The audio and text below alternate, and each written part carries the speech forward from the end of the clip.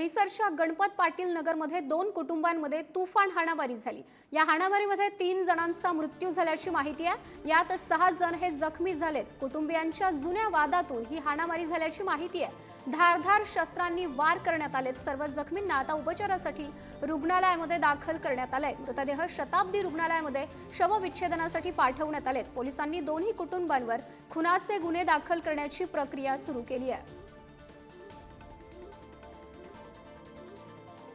या संपूर्ण घटनेसंदर्भात अधिकची माहिती जाणून घेऊयात प्रतिनिधी निखिल चव्हाण यांच्याकडून।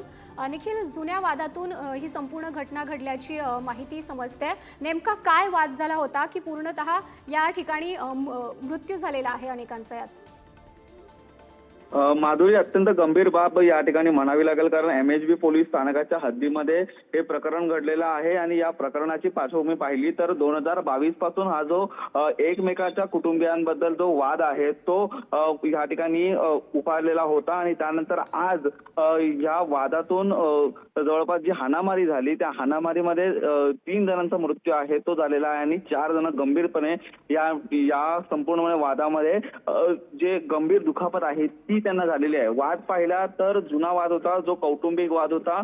आपापसामध्ये यांचे अनेक वेळा असे वाद होत होते, परंतु आज जो वाद आहे तो अत्यंत विकोपाला गेला आणि त्यानंतर धारदार शस्त्राने आहे तो हल्ला देखील याच्यामध्ये करण्यात आलेला आहे। त्यामुळे या संपूर्ण प्रकरणात आता 4 जण आहेत ते यांना शताब्दी रुग्णालयामध्ये ऍडमिट देखील करण्यात आलेला आहे। आणि यातील जो आरोपी आहे तो देखील यामध्ये गंभीर जखमी झालेला आहे। त्यामुळे पोलिसांकडून या संपूर्ण प्रकरणाची जी चौकशी आहे ते सुरू आहे आणि गुन्हा नोंद करण्याचं काम आहे ते देखील सुरू आहे। माधुरी, नक्कीच निखिल, धन्यवाद आपण दिलेल्या सर्व माहितीसाठी।